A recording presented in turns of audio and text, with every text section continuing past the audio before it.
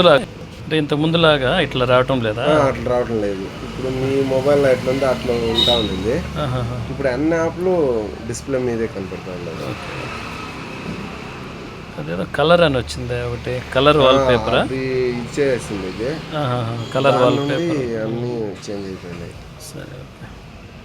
First సెట్టింగ్స్కి వెళ్దాం, తర్వాత apps.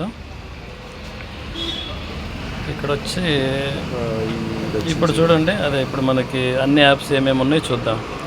కానీ ఇక్కడ మనకి ఏమవుతుందో చూడండి, ఇది అన్ఇన్స్టాల్ అనేది రావటం లేదు. అది ఇక్కడ డిసేబుల్ అయ్యింది.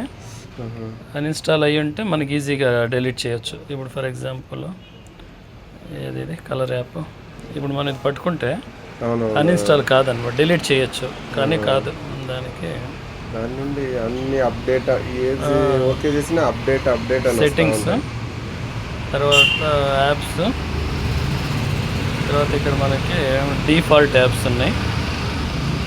డిఫాల్ట్ యాప్స్కి వెళ్ళి హోమ్ యాప్ ఉంది కదా, దీన్ని కలర్ వాల్ పేపర్ ఉంది, దీన్ని తీసేయాలన్నమాట.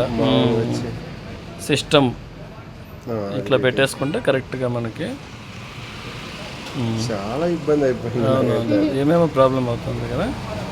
ఇప్పుడు కలర్ యాప్ తీసేయచ్చు చూడండి. తీసేయండి సార్. ఇప్పుడు చూడు, కలర్ యాప్ మీద ట్యాప్ చేస్తే ఇక్కడ అన్ఇన్స్టాల్ యాప్ వచ్చింది. తీసేయండి. దీని సిస్టమ్ అప్డేట్ ఏమైనా చేస్తే